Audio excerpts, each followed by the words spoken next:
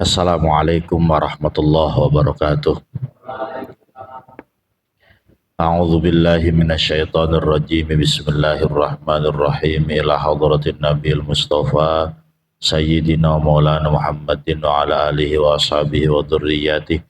Ya sayyidana ya Rasulullah, nas'aluka syafa'ata yaumal akbar yauma la yanfa'u malun wala banun illa man biqalbin salim.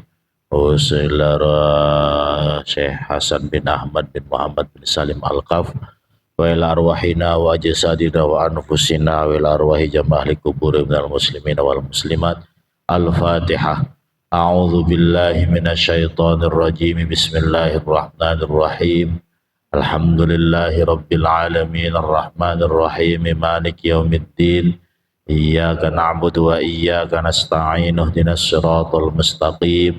Siratal ladzina an'amta 'alaihim ghairil maghdubi 'alaihim waladdallin. Amin. Bismillahirrahmanirrahim. Alhamdulillahirabbil alamin. Assalatu wassalamu ala sayyidil mursalin sayyidina wa maulana Muhammadin wa ala alihi wa sahbihi ajma'in. Qala al-mu'allif rahimahullahu ta'ala wa nafa'ana naf'an bihi wa bi'ulumihi fid dharain. Amin. As-sabi'u as-sunanul lati ba'dal faraghi minal wudu'i. Lanjutan kajian malam Senin, sudah disebutkan sunnah-sunnah dari pertama kali kita membasuh kedua tangan sampai membasuh kedua kaki, apa aja yang ada sunnah-sunnahnya. Maka kita akan lanjutkan dengan sunnah wudu yang dilakukan setelah wudu itu selesai. Selesai membasuh kaki, masih ada sunnahnya. Yang pertama, syarbuhu min fadli wudu'ihi wa rosyi izarihi bihi. Meminum air sisa wudu dan mencipratkan air sisa wudu tersebut kepada sarung. Kalau berwudunya menggunakan air yang layak konsumsi, ya. Contoh kita berwudu di aliran sungai puncak gunung yang mata airnya bersih, maka dianjurkan kalau ada sisa air wudunya digayung, misalnya pakai gelas plastik kita wudunya, masih ada sisanya jangan dibuang, tapi diminum. Tapi kalau air sumur yang di kita di sini jangan. Iya, takut sakit kencing ntar ya. Itu bagi air yang layak untuk diminum lah, bersih lah, kayak air di puncak gunung itu kita wudunya pakai gelas misalnya atau pakai gayung, maka yang sisa di gayung itu minum, kemudian cipratkan ke sarung, diciprat-cipratin ke sarung, cipratin aja jangan disiram, cipratin. Itu salah satu kesunahan kita ketika selesai wudunya, artinya sudah selesai sampai membasuh telapak kaki, membasuh kaki. Yang kedua, ad-du'a'u ba'dahu mustaqbilan lil qiblati wa rafi'an yadayhi bihaitsu yura bayadu ibtaihi. Kalau sudah selesai berwudu, minum air sisa berwudu, mencipratkan ke sarung, lanjutkan kesunahannya dengan berdoa menghadap kiblat.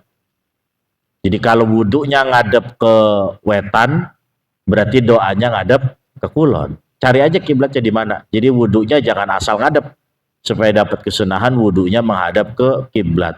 Angkat tangannya jangan di bawah, tapi angkat tangannya sampai keteknya kelihatan.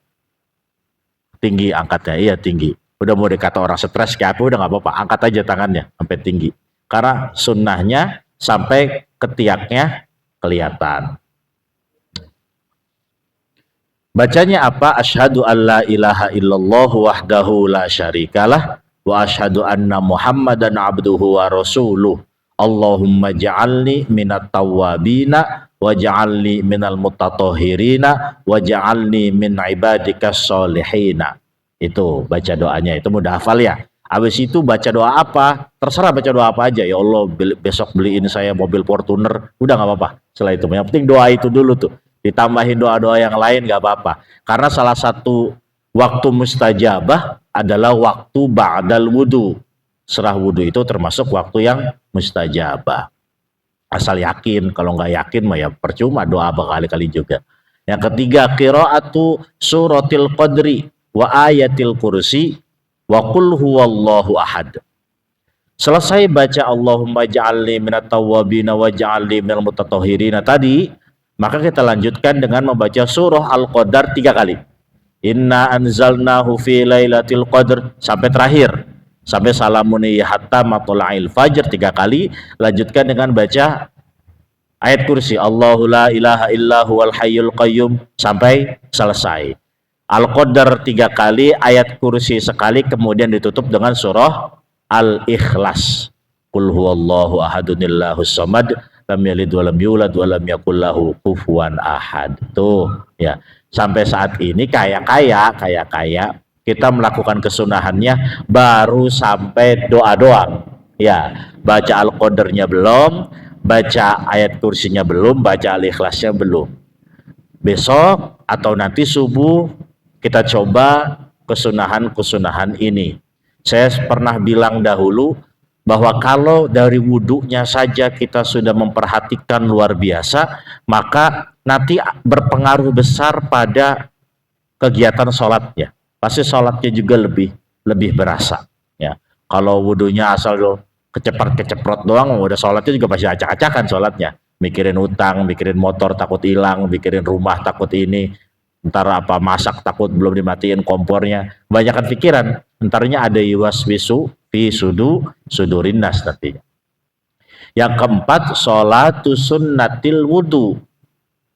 Habis tadi baca Al-Qadr 3 kali, ayat kursi, kemudian kul huwallahu ahad. Setelah itu sholat sunnah wudu namanya. Sholat sunnah wudu yaitu dilakukannya ba'dal wudu bihaitsu tunsabu ilaihi wa yaqra'u fiha suratayil kafirun wal ikhlas. Dalam sholat sunnah wudu membacanya surah Al-Kafirun dan surah Al-Ikhlas. Al-Fatihah kemudian baca surah Al-Kafirun. Rakaat kedua Al-Fatihah kemudian baca surah Al-Ikhlas. Kebanyakan ya amalannya ya. Masih ingat nggak? Coba. Tadi habis wudu baca Al-Qadr 3 kali, ayat kursi sama Al-Ikhlas. Habis itu sholat sunnah wudunya baca Al-Kafirun rakaat pertama, Al-Ikhlas rakaat kedua. Boleh enggak digabung sama sholat qobliyah watan dari jufi ghairiha? Maka sebagian ulama mengatakan sok boleh. Habis wudu kemudian sholatnya digabung aja lah sama sholat qobliyah, nggak apa-apa. Ya, niatnya 2 kali, niat saya sholat sunnah wudu sama sholat sunnah qobliyah maghrib misalnya, 2 rakaat karena Allah. Udah, kemudian sholat. Tuh kayak kalau itu dilakuin semua tuh kayak enak ibadah kesananya. Apalagi dimulainya di pagi hari, di subuh, habis sholat sunnah wudu dilanjutkan sholat sunnah fajar. Habis sholat sunnah fajar itu kita dianjurkannya tiduran miring ke kanan, tiduran miring ke kanan sambil menunggu imam datang. Tapi di kita mah jangan dilakuin tuh begitu, takut tibra ya. Imam udah qomat dia masih tidur aja ya. Kalau dulu Nabi Muhammad itu sambil nunggu sahabat pada datang, setelah sholat sunnah fajar sambil menunggu subuh dia tidur, bersantai sambil berzikir miring ke arah kanan. Kalau yang kuat matanya nggak apa-apa lakuin, tapi kalau yang habis begadang saya sih tidak menyarankan itu ya, takut entarnya kebablasan bangun-bangun jam 7 lagi. Yang berikutnya as-sunanul amatu fil wudu'i, sunnah-sunnah yang umum dalam wudu, artinya dari awal sampai akhir. Yang pertama istiqbalul qiblati, usahakan wudu itu kalau pengen dapat pahala ngadepnya ke kiblat. Ya, wudunya ngadep ke kiblat. Lah ini tempat wudunya ngadepnya kagak ke kiblat. Ini ngadepnya kemana? Ke sono ya. Tempat wudunya ngadep ke, ya nggak apa-apa, nyibuk airnya ngadep ke keran, pas basuh muka, basuh tangan, basuh kaki, tengkolin ke arah kiblat. Kalau di sampingnya nggak ada orang. Kalau sampingnya ada orang mah jangan, takut ngeganggu. Jadi Ada kala sesuatu sunnah itu boleh kita lakukan ketika memungkinkan, ada kala kita tahan kesunahannya. Jangan dipaksakan melakukan kesunahan kalau memang berpotensi mengganggu orang. Ya, kayak anjuran untuk berludah. Berludah tuh ke arah kanan atau kiri? Kan kiri. Tapi kalau di kiri ada orang, kanan aja. Jangan maksain ke kiri. Takut ditabokin doang ntar ya. Yang kedua, sunnah wudhu itu al-julus, duduk. Ya, berwudhu itu sunnahnya duduk. Jangan berdiri. Tapi kalau udah terlanjur dibuatkan tempat wudhunya berdiri, ya nggak apa-apa. Ini mah kalau mau dapat sunnah, duduk. Makanya di beberapa masjid itu biasanya disediakan dudukan di sini ya, dari semen gitu, ditumpuk-tumpuk batunya. Tapi masjid-masjid di kita di kampung tidak dibuat itu karena meminimalisir tempat. Kalau ada itu ya nantinya ribet dan lain-lain sebagainya. Kenapa duduk? Karena ada beberapa orang yang sudah sepuh khawatir tidak kuat ketika berwudu sambil nungging. Ya, apalagi kalau bikin kerannya terlalu bawah, kasihan nantinya. Yang ketiga, tarku nafdil ma'i, meninggalkan apa namanya, mengibas-ngibas atau ngepretin air. Jadi ngepretin air tuh kalau basuh muka jangan dari jauh airnya. Nah itu namanya ngepretin air. Jangan begitu, tapi tempelin.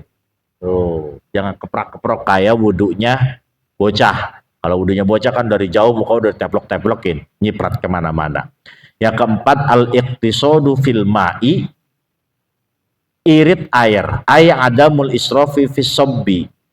Jangan berlebihan ketika mengalirkan air wudu. Ya, keran dibukanya jangan full, setengah aja atau seperempat aja. Yang penting bisa mengaliri air ke anggota wudu yang wajib dan yang sunnah.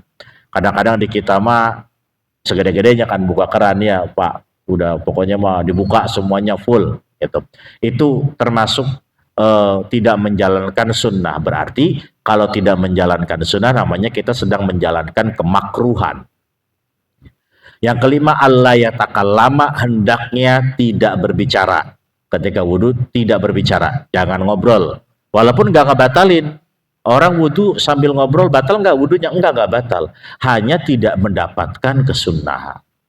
Yang keenam, wad'u ma yaqtarifu minhu an yaminihi wa ma yasubbu minhu an yasarihi.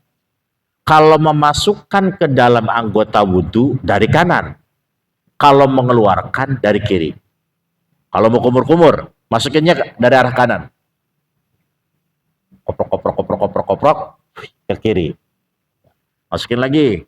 Koprok, keluarinnya kiri gitu ya. Jadi memasukkan dari arah kanan, mengeluarkan ke arah kiri. Sama istinsyak juga, masukin ke hidungnya dari arah kanan, nyingsringnya ke arah kiri. Berarti kan cuma dua doang. Yang lain mana? Nggak ada yang lain mah. Apakah kita basuh tangan kanan ke arah kanan, tangan kiri ke arah kiri? Enggak. Yang disunnahkan kanan kiri itu ketika memasukkan air di kanan, mengeluarkan air di kiri. Ya. Yang ketujuh, al-muwalatu, berkelanjutan, tidak dijeda, nuli-nuli bahasa Jawanya. Bihaitsu yaghsilul adwa ats-tsaniyah qabla jafafil adwil awwali. Usahakan berwudu tidak dijeda dengan kegiatan lain. Walaupun ketika dijeda nggak apa-apa, wudunya tetap sah. Yang saya ceritakan beberapa minggu yang lalu, basuh mukanya di Masjid Al-Ikhlas di Grandville, basuh tangannya di Masjid Awabin, basuh kepalanya di Masjid Al-Ajom, basuh kakinya di Masjidil Haram. Nggak apa-apa, itu nggak apa-apa, nggak jadi masalah. Maksudnya sah-sah aja wudhu, hanya tidak mendapatkan kesunahan wudhu. Kalau sudah berwudhu, habiskan sampai selesai, sampai membasuh kaki, sampai doa dan seterusnya. Yang kedelapan, Allah yaltima wajhahu bil ma'i, tidak menampar mukanya menggunakan air. Yang tadi sama seperti pertama, tarku nafdil ma'i. Yang kesembilan, al ayatawaqqar rasyasa fayajlisu fi mahalli la yanaluhur rasyasu fi. hindari percikan air dari bawah. Tuh. Jadi kalau berwudu dicincing tangan ke celananya, kainnya ditarik ke atas menghindari percikan air dari bawah. Makanya di tempat-tempat wudu masjid itu biasanya dibuat penghalang antara jatuhnya air dengan tempat kita berdiri ya Pak. Biasanya ada tanggul sedikit. Nah itu salah satunya untuk alla tawakkar rosasa, supaya tidak ada rosas, tidak ada cipratan air yang kembali ke anggota tubuh kita. Di sini ada bikin begitu enggak ya? Ke bawah langsung. Nggak jadi masalah, ini mah kesunahan. Ntar kalau bikin lagi tempat wudhu baru dibolongin. Karena nggak semua masjid juga ada tanggulnya. Karena itu hanya bagian dari kesunahan saja. Kenapa ada kata-kata seperti ini? Karena kitab ini itu dibuat dulu belum ketemu semen, belum ketemu keramik. Jadi kalau rosas nyiprat ke tanah, cipratannya kan kotor. Jadi kena sarung, kena celana, jadi kotor. Ya kalau sekarang kan sudah masih tempat wudhu yang bawahnya tanah, kan udah nggak ada ya Pak. Semuanya udah berbasis keramik ataupun berbasis semen. Tarkul isti'anati fi sobbi illa li'udrin. Jangan minta tolong. Wudhu tuh dianjurkannya jangan minta tolong. Mereka saya belum wudhu, kucurin dong. Nggak dianjurkan untuk minta tolong. Berwudhu itu usahakan sendiri. Jangan minta tolong dikucurin. Illa li'udrin, kecuali uzur. Lagi sakit baru. Gak apa-apa. Ya, kalau nggak lagi sakit, lagi bener di kamar mandi sendirian lah, ini kita gimana wudhunya? Udah usaha sendiri aja. Kalau mau ditolongin, uzur dulu, sakit dulu di rumah sakit baru boleh minta tolong. Ya, sunnahnya sendiri aja. Tarkut tansyifi illa li'udrin.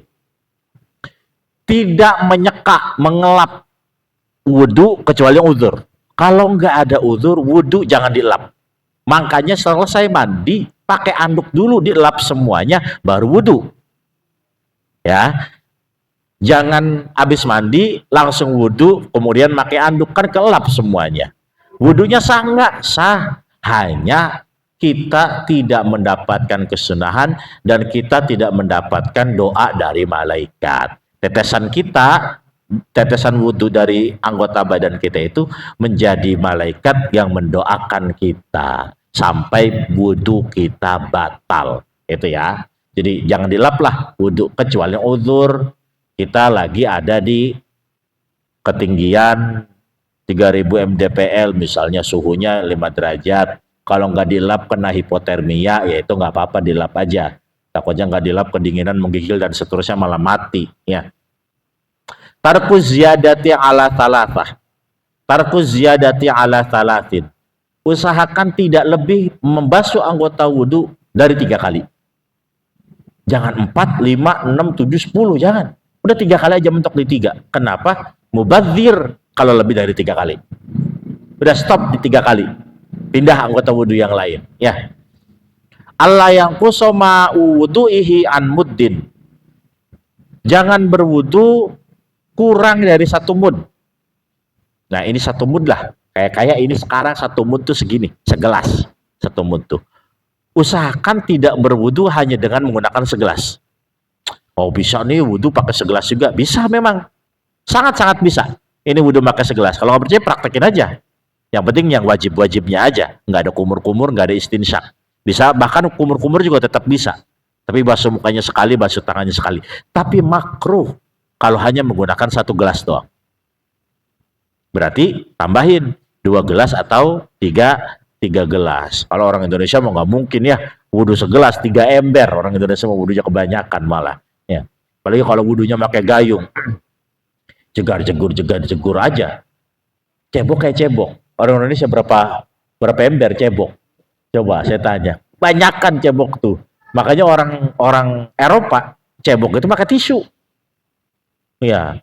Atau di mall-mall itu cebok pakai air yang keluar dari bawah kan, ya nyosor gitu. Emang orang kampung betah Bang Udin? Enggak betah, disangkanya belum bersih aja. Padahal itu konsep yang benar. Konsep irit air itu tuh bener. Dipakai sama orang sepatan, kagak beres sudah. Atau orang sepatan, gua kayak kagak cebok gitu mah. Orang sepatan mah mandi aja pakai shower, nggak kayak mandi, nggak. Orang sepatan pengen mandi itu ada airnya, bunyi, kejemur, baru kerasa mandinya. Ya, jadi konsep irit air itu justru digunakan oleh orang-orang di luar Islam. Kenapa kok di Indonesia nggak dipakai itu? Karena orang Indonesia itu memang dianugerahi oleh Allah berlimpah airnya. Jangankan badan, jalan aja disiram ya Pak. Jalannya jalan pun disiram. Ya, jalan disiram pakai air pakai air sumur, ayo disiram biar gak ngebun. Di Arab Saudi domelin kita Pak, nyiram air tuh. Isrof katanya berlebih-lebihan. Istishabun niyati ila akhiril wudu'i. Usahakan hati kita ketika berwudu itu tetap berkata, oh saya sedang berwudu sampai akhir. Jangan hilang hati kita kalau kita lagi berwudu tuh. Paksain hati kita bicara bahwa ya Allah saya sedang berwudu sampai kita selesai membasuh kaki. Wa yustahabbul wudu'i wa yustahabbul wudu'u, disunnahkan wudu pertama li iradatin naumi, ketika hendak tidur. Kalau mau tidur sunnah wudu. Kemudian wali qiraatil qur'ani, sebelum membaca Al-Qur'an, wali huduri majlisil ilmi wa dzikri, sebelum ngaji, kita mau kumpul-kumpul ngaji sunnah wudu. Wali ziyaratil kuburi, sebelum ziarah kubur sunnah wudu. Wal baqoi ala taharati daiman, menjaga kesucian diri seterusnya. Kentut megang istri batal, wudu lagi. Kentut lagi batal lagi, wudu lagi.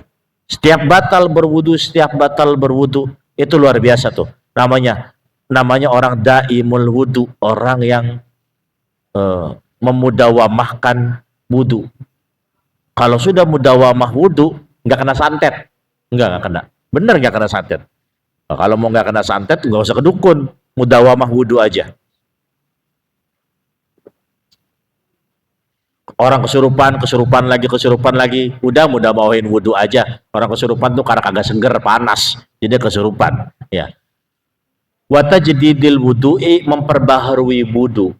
Masih punya wudu, tapi memperbaharui wudu, boleh nggak? Boleh. Malah dapat kesunahan. Wudu dari subuh enggak kentut-kentut sampai isya.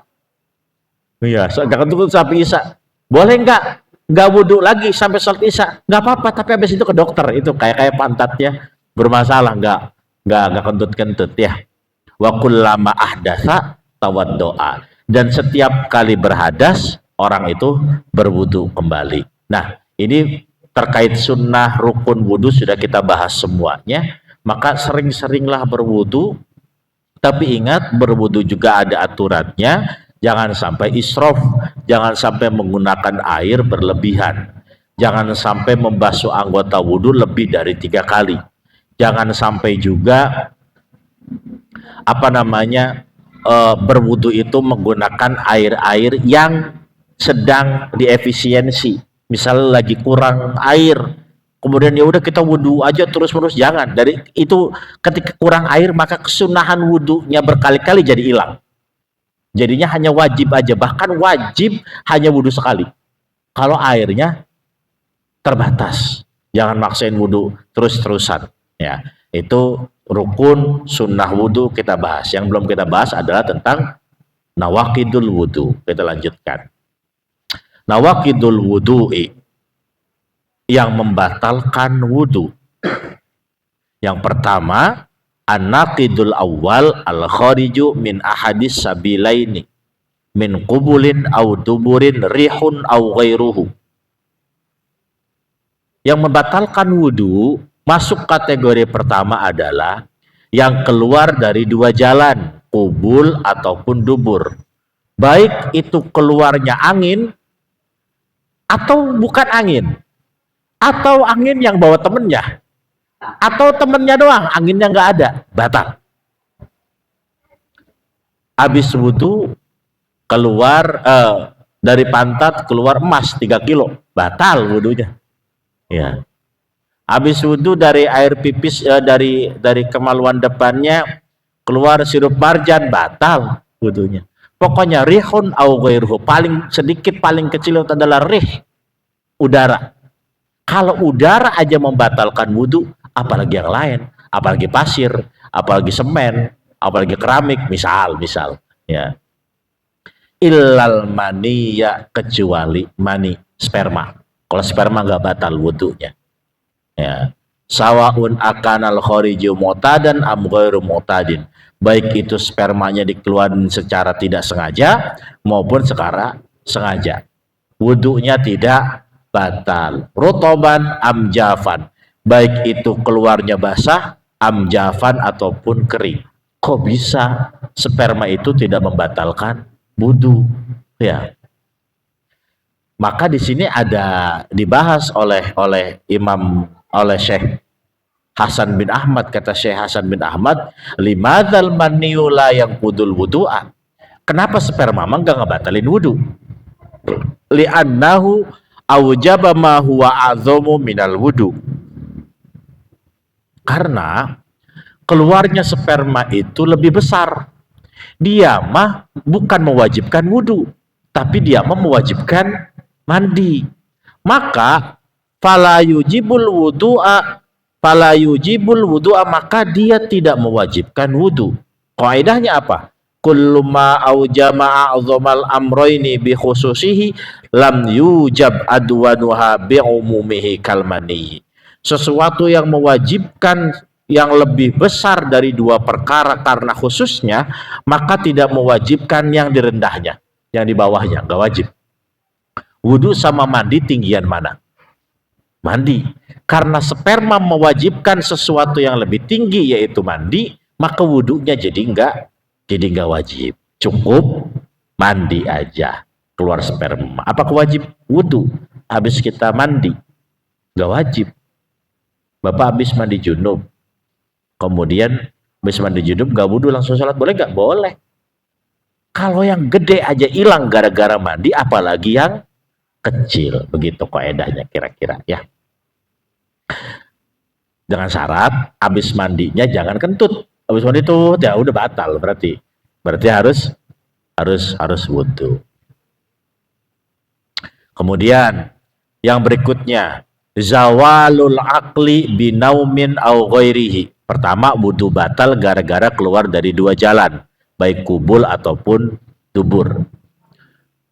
Kalau kita ragu-ragu sih, kita kentut atau enggak, lagi sholat, aduh kentut enggak ya, maka kita lihat dua.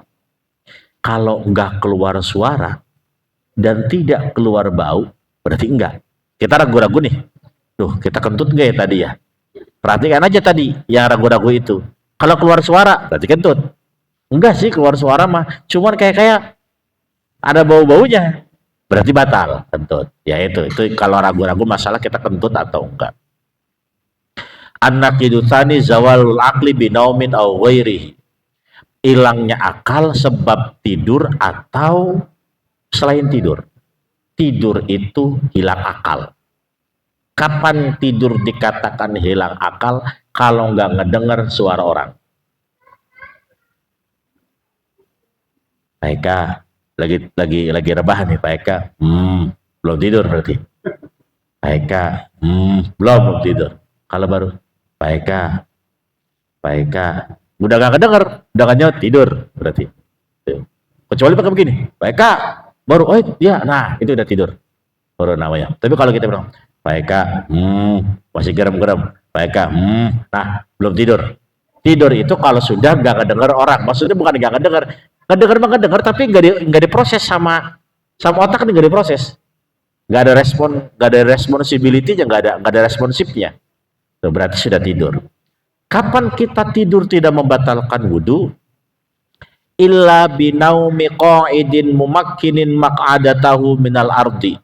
Kecuali orang yang tidurnya itu nempelin pantatnya ke tempat duduk rapat. Sawaun ata'adda bizawalil aqli amla. baik itu dia hilang akal ataupun tidak, maksudnya tidurnya tibra ataupun enggak. Wa yakunu zawalul aqli bi naumin au jununin au igmain au sukrin au nahwi dzalik. Orang itu bisa hilang akal gara-gara tidur, gila, ayan, atau mabok. Ya. Orang gila ditanya diem yang ngelamun ya, pingsan, mabok, batal wudunya, harus wudu lagi. Ya.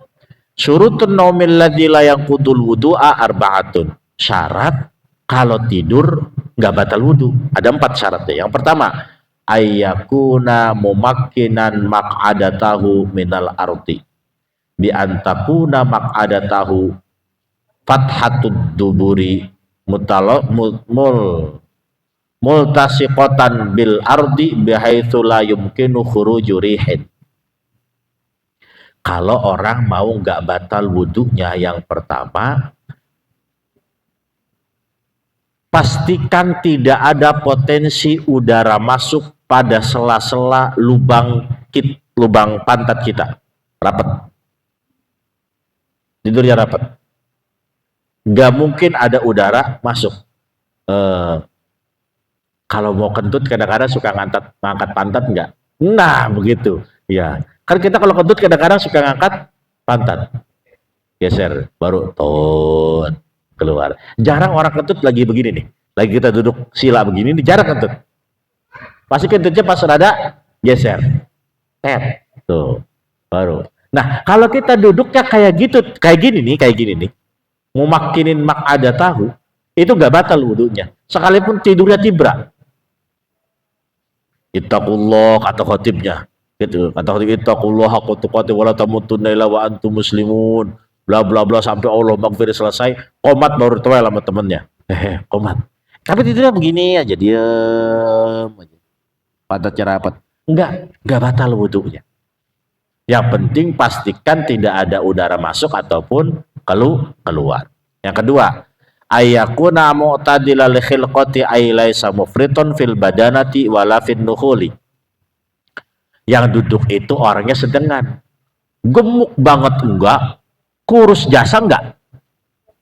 Karena kalau orang gemuk banget itu duduknya ada potensi udara masuk. Sama orang kurus banget, duduknya enggak rapet, dagingnya enggak nempel semuanya di keramik. Ada tulang-tulangnya, jadi berpotensi masuk. Ya, ukuran manusianya manusia normal, tidak obesitas, mohon maaf, dan tidak apa sih kalau kurus kering bahasa Spartanya apa, model kurus kering, begeng. Iya, cungkring, nggak cungkring amat. Ya sedengan lah. Kalau ditimbang di ilmu kedokteran itu berat badan ideal. Ya, patokannya begitu.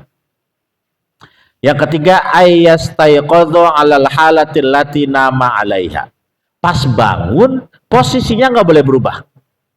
Harus tetap sama seperti posisi dia pertama tidur. Kalau tidurnya begini, ya bangun juga harus tetap sila. Awal tidurnya sila, pas bangun diangkat kakinya, wah itu batal. Kenapa? Ada udara masuk nih. Kata Rasulullah, al-ainu wika'us sahi. Faman nama falyatawaddu. Mata itu ada hubungannya sama bundelan pantat, tempat keluarnya Barang siapa yang tidur, falyatawaddu, wudu. Tuh, barang siapa yang tidur, wudu. Karena ada al-ainu wika usahi ini, maka ulama fikih mengatakan enggak batal wudunya kalau bundelan pantatnya, bundelan boolnya ini enggak kebuka. Tuh, gitu jadinya. Al-ainu wika usahi paman nama falyatawaddu. Makanya ada orang tidur pantatnya kemana-mana, pratprot. Ada nggak orang tidur begitu? Ada. Kita punya bini nih, bini kita udah tidur dulu, kita masih melek, pasti kentut. Kenapa? Karena kontrolnya hilang sejenak, karena matanya sedang tidur, ya gitu. Syarat yang keempat, alla yukhbirahu ma'sumun 'inda ramli bi khuruji rihin minhu asna'a naumihi. tidak ada yang ngasih tahu, tidak ada yang ngasih tahu kalau kita kentut ketika kita lagi tidur. Tidur sama Pak Udin, samping saya Pak Udin sholat Jumat nih. Dia tidur sila, saya duduk mendengarin khotib. Lagi tengah-tengah dengerin khotib, ada suara tet. Saya kasih tahu, Pak Udin, kayak tadi kentut. Maka Pak Udin batal wudunya. Tapi kalau saya nggak ngasih tahu, nggak batal dia wudunya. Ya, kalau saya ngasih tahu, udah jangan kasih tahu sama saya, biar nggak batal. Ya, tapi kalau saya ngasih tahu, batal wudunya. Gitu ya. Karena kalau lagi tidur sadar nggak kentut? Nggak sadar. Nggak ada. Makanya tadi ada hadis Rasulullah, al-ainu wika usahi faman nama falyatawaddo. Itu hadisnya. Jadi gimana caranya supaya kita nggak batal tidur? Maka tidurnya harus memakinin ada tahu, rapetin pantatnya, sila kayak posisi sila ya, yang paling aman ya. Kalau selonjor potensi nggak Pak kira-kira? Iya, kayak apalagi kalau diangkat sebelah, udah diangkat sebelah mah udah banyak masuk banyak keluar itu mah ya. Udah pokoknya rapetin aja. Sekalipun tidurnya sampai tibra, sampai ngorok, iya sampai ngorok juga. Selama nggak ada suara kentut yang didengar oleh tetangganya nggak ngasih tahu, mau udah terus saja. Habis itu langsung berdiri sholat. Itu terjadi banyak ketika kegiatan sholat Jumat. Tentu pasti tidak di mana-mana, pasti seperti itu. Apalagi kalau khutbahnya setengah jam, mau udah lumayanan tuh yang kerja di pabrik mah ya, setengah jam buat khutbah, kita kemudian tidur, udah lumayanan banget itu setengah jam mulai. Emang diniatin dengan khotibnya tidur itu mah ya. Yang ketiga yang membatalkan wudu, iltiqa'u basyaratai rajulin wa imra'atin kabiraini ajnabiyaini min ghairi hailin. Bersentuhan dua kulit laki-laki perempuan yang sudah dewasa dan ajnabi, bukan mahram.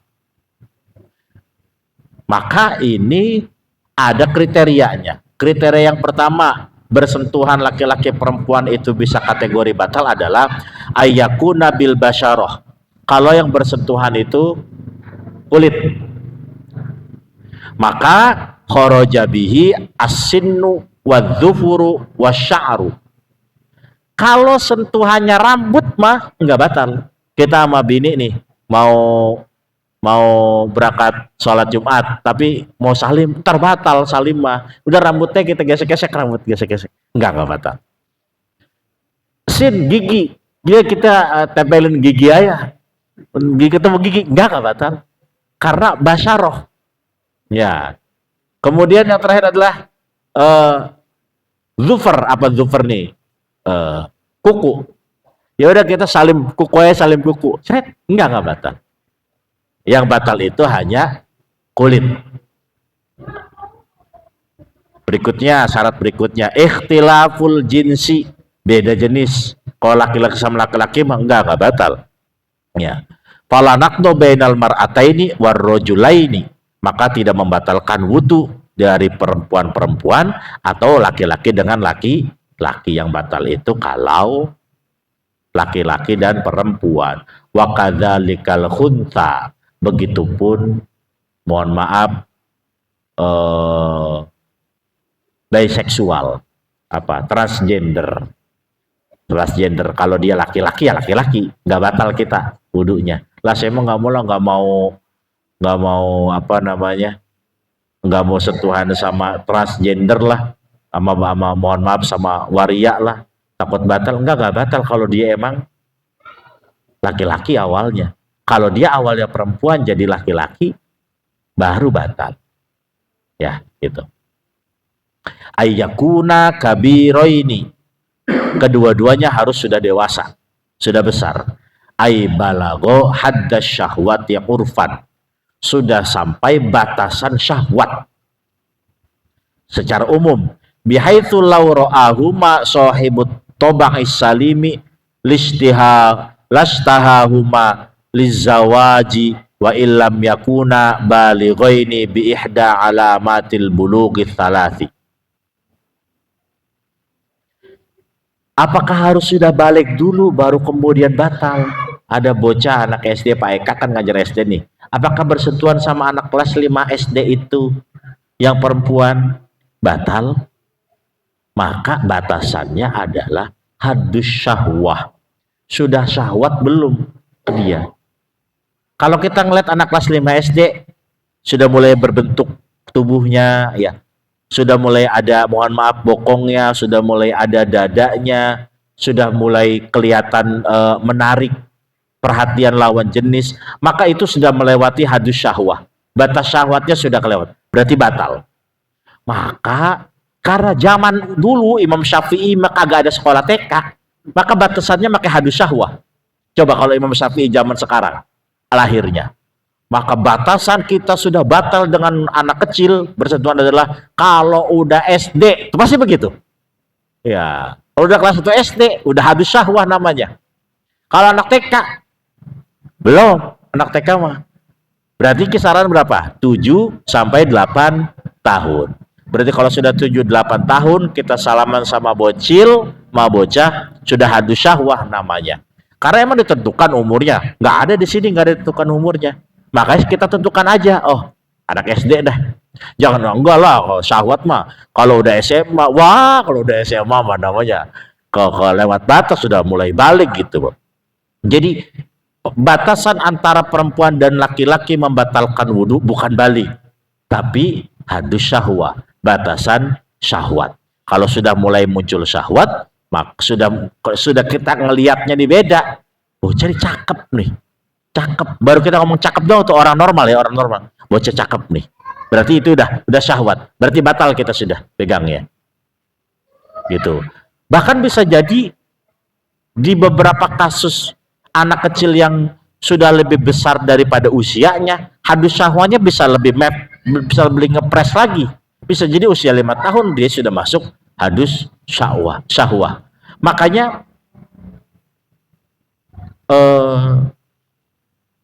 aurat laki-laki dan perempuan kecil sampai dewasa itu beda. Kalau anak kecil usia 5 tahun, 6 tahun, mandi-mandian dikali telanjang bulat, itu masih kita wajarin nggak? Wajarin ya, wah jemur. Tapi kalau anak perempuan usia 5-6 tahun telanjang bulat, wajar nggak? Nggak wajar. Oleh orang tuanya pasti disuruh pakai celana minimal. Nah itu batasan aurat itu ketika lagi kecil juga masih akan berbeda-beda tuh. Anak laki-laki mah dibiarkan, tapi anak perempuan lebih kita tahan. Gitu ya. Jadi jangan sampai kita berpendapat bahwa batasan kita memegang perempuan lain itu batal kalau sudah balik, enggak, tapi sudah ada syahwatnya. Siapa syahwatnya? Bukan perempuan bocil ya, bukan, kitanya nih. Kitanya udah ngeliatnya anak, oh udah ada perubahan, pipinya udah rada jemblem, udah rada cantik dilihatnya, oh itu sudah syahwat berarti. Ayyakuna ajnabiyaini, kedua-duanya adalah ajnabi, perempuan yang bukan mahram, laisa bainahuma mahramiyah, merekanya bukan dari bagian mahram. Kita laki-laki ya. Mahram itu mana aja? Mahram itu ibu, nenek, nenek uyut, cangga, wareng, udeg-udeg terus ke atas ke sono. Iya. Nenek kita perempuan ke sono ke atas, nggak ngebatalin wudhu. Salaman berkali-kali juga nggak batal. Ke samping mertua itu nggak batal wudhu. Mertua kok nggak batal wudhu? Iya nggak batal wudhu, karena kita haram nikahin mertua walaupun kita udah cerai sama istri kita. Kita cerai nih sama istri kita sama emaknya kawin dari usia 12 tahun. Ya, emaknya kawin usia 12 tahun lahiran bini kita misalnya. Berarti kan kalau bini kita usia 20 tahun misal, ibu mertua kita berapa? 32 tahun. Masih kinis-kinis. cerai sama bininya mati misalnya, nikahin mertua nggak boleh, nggak ada bekas mertua. Jadi cium tangan sama ibu mertua nggak batal. Itu kalau ke samping. Ke atas tapi rada samping. Adik atau empoknya bapak, ibu, empoknya bapak ataupun empoknya ibu. Asli ya, tapi ya maksudnya asli itu bukan bukan dari besanan. Emak kita, bapak kita punya adik laki-lakinya nikah sama perempuan, bukan itu, bukan. Tapi bibi asli benar-benar adik emak bapak kita, enggak batal. Ke bawah baru anak, cucu, cicit, cocot, cecet, ke bawah nggak batal. Rada ke samping ponakan. Kita punya adik kita punya anak ponakan, enggak batal. Ke bawahnya lagi nggak batal juga. Terus ke bawah terus ke bawah nggak batal. Karena kita nggak boleh nikahin ponakan. Yeah. Nikah sama ponakan nggak boleh. Yang nikah itu nikah sama sepupu baru boleh. Makanya sama sepupu mah batal wudu. Lebaran ketemu semua. Ini agak ada yang perjaka sih, udah pada kawin semua. Lebaran ketemu semuanya.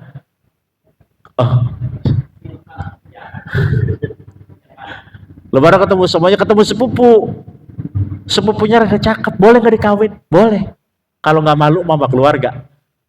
Ya, jadi kalau sama sepupu mah boleh. Ya kan kita sudah paham mana sepupu mana ponakan. Ya, mana sepupu mana ponakan. Nggak boleh. Nggak boleh lagi. Apa namanya? Membatalkan wudhu kalau sama sepupu. Anaknya bini batal nggak? Kita sama anaknya bini. Ini kasusnya begini maksudnya. Kita nikah sama janda, beli 1 dapat 3 misalnya. Ya, misalnya dapat 3 misal. Itu anaknya bini tuh yang perempuan, batal nggak ke kita? Enggak batal. Kenapa? Enggak batal. Kenapa nggak batal? Karena emaknya udah kita pakai, dari lubang emaknya masa anaknya boleh dinikahin juga. Tuh gila aja itu mah, namanya masih nikahin. Beda kasusnya kalau ini terjadi pra-Islam. Kalau pra-Islam itu perempuan diwariskan. Ya, pra-Islam itu perempuan paipang, punya bininya usianya beda 30 tahun. Ya, paipang 60 tahun, bininya 30 tahun. Punya anak dari bini pertama, usianya udah 45 tahun misalnya. Maka paipang meninggal dunia, bini yang tadi usia 30 tahun itu diwariskan ke anaknya.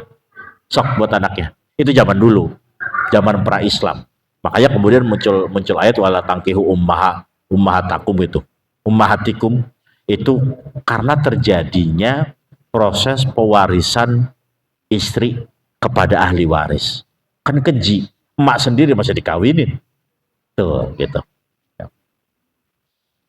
Paham ya, itu apa namanya? Mahram. Selain itu berarti bukan mahram. Ayyakuna bi ghairi hailin. Bisa membatalkan juga kalau tidak ada penghalang. Maksudnya tidak ada penghalang tuh nggak pakai sapu tangan. Makanya orang berangkat ke Masjidil Haram, haji umroh, itu bisa ngegandeng bininya dengan cara bininya pakai sarung tangan, digandeng terus bininya. Nggak batal, nggak. Kalau pakai penghalang. Yang membatal itu kalau bi ghairi hail, kulit ketemu kulit. Ya, paham ya? Itu jadi yang membatalkan wudhu bersentuhan kulit. Kalau rambut enggak, kalau kuku enggak, kalau gigi enggak batal. Kemudian harus ajnabi, ajnabi itu yang bukan mahram. Lantas ada masalah kalau kita megang perempuan, tangannya doang, udah mati. Misal tabrakan orang, tabrak kereta, jeger, tangannya di mana, palanya di mana, kakinya di mana, udah misadah. Ketahuan itu jenis kelaminnya perempuan. Maka menurut Imam Ibnu Hajar, dari pusar ke atas, bagian atas itu membatalkan wudhu. Tolongin, udah wudhu mau sholat, ada orang ketabrak kereta, tolongin tuh tangannya no bisa di sana, kita pegang tangannya, kan tangan mau pusar ke atas, batal wudhunya. Ya, kalau kaki, paha, kemong enggak batal. Itu kata Imam Ibnu Hajar. Yang berikutnya yang membatalkan wudhu adalah masuk qubulil adami au halqati duburihi bibatnir rohati au butunil asobi'i, megang halqati duburi. Dubur itu bukan pantat, bukan. Dubur tuh yang disiram doang, nggak pada disetrika, yang lecak tuh dubur namanya. Itu batal kalau kita pegang. Tapi batalnya kalau pakai ini nih, kalau pakai telapak tangan bagian dalam. Makanya kalau gatel pakai bagian luar pegangnya gitu, atau pakai garpu ya. Ya kali kalau gatel gitu ya. Kalau digarukin sih, Pak Ipang sama Pak Eka misalnya garuk-garukan dubur, iya. Yang batal siapa? Dubur Pak Ipang, dubur Pak Eka digarukin sama Pak Ipang. Yang batal Pak Eka apa Pak Ipang? Yang batal adalah yang mas, yang megang. Yang ngegaruk, yang digaruk mah enggak batal. Makanya kalau kita kemudian makin celana anak kita, kemudian sampai ke dubur, pegang dubur misalnya, anak kita nggak batal wudhunya, kita yang batal wudhunya, gitu ya. Di sini mah tidak ada kaitan mahram dan bukan mahram, nggak ada. Pokoknya masuk halqati duburi itu batal wudhu. Yang penting pakai telapak tangan bagian dalam yang zahir. Kalau pas lagi sedakep nggak kelihatan, pas lagi begini nggak kelihatan, itu yang membatalkan. Kalau pakai ini nggak apa-apa. Jadi Pak Ipang kalau mau garukin Pak Eka pakai garpu aja, ya. Itu pakai bagian luar. Al-kubul, kemudian kubul, megang kemaluan juga batal. Az-zakaru faqat, tapi zakar doang yang batal tuh. Apa zakar tuh? Zakar tuh apa? Zakar tuh ya batangnya doang yang membatalkan tuh. Kalau kita megang batang batal. Tapi dunal khisyataini, bukan, mohon maaf, bukan bijinya, bukan testisnya. Saya lagi mikir bahasa halusnya nggak ketemu. Bukan testisnya. Kalau megang testisnya nggak batal. Iya. Biasanya kan kita kalau laki-laki suka ada gatal-gatal tuh di kulit lipatan itu kifit itu mah nggak batal, nggak. Iya. Yang pasti pastiin tangan kita tidak menyentuh zakarnya. Wasya'aril anati, dan bukan bulunya. Pegang bulunya juga nggak batal. Itu kalau laki-laki. Kalau istri kita nanya, Pak, itu kan kalau laki-laki kita megang kemaluan yang batangnya batal. Kalau perempuan mana? Wal qubulu fil mar'ati multaqo syufroiha. Tempat ketemunya dua bibir. Kalau masuk itu melewati yang dua bibir luar ini, itu batal. Ini mah ukurannya ini, kasih tahu nih ukurannya yang ini. Nih, kalau udah masuk ke sini ranah ini ke dalam itu batal. Kalau luarnya doang enggak batal. Ya kalau istri mau garuk-garuk area kewanitaannya, maka ajarin garuknya pakai ini nih mah nih. Garuknya pakai ini. Ya pakai bagian belakang enggak batal. Kalau garuknya pakai bagian depan, itu membatalkan wudhu. Nah, ini yang kadang-kadang kita keliru dalam hal bab membatalkan wudhu. Seolah-olah megang kemaluan padahal cuman testis itu batal. Seolah-olah megang kemaluan padahal cuman bulunya doang itu batal. Padahal yang batal itu hanya ketika kita memegang zakarnya, batangnya itu baru batal. Kalau tidak memegang batangnya itu nggak batal. Siapa yang batal? Yang megang atau yang dipegang? Hah? Yang megang. Ya. Jadi kalau yang megang orang lain, ya yang orang lain yang batal. Kita mah yang dipegang ya nggak batal. Ya, itu ya. Jadi saya rasa kajian malam hari ini kita cukupkan dari sunnah wudhu, dari awal membasuh kedua telapak tangan, membaca basmalah, membaca ta'awudz sampai diakhiri dengan doa, diakhiri dengan salat sunnah wudhu, dan kemudian kita tahu sekarang lebih terperinci terkait hal-hal yang membatalkan wudhu. Walaupun sebelumnya saya amat sangat yakin kita udah tahu bahwa ini tuh batal, ini tuh batal. Cuman nggak terperinci. Alhamdulillah malam ini sudah lebih terperinci kita ketahuinya. Mudah-mudahan makin banyak tahu, makin banyak kita bisa menjaga wudhu, dan yang paling utama adalah memperbaiki ibadah kita menjadi lebih khusyuk, menjadi lebih baik. Amin ya rabbal alamin. Babul istinja'i wallahu alam bisawab. Al-Fatihah. A'udzu billahi minasyaitonir rajim. Bismillahirrahmanirrahim.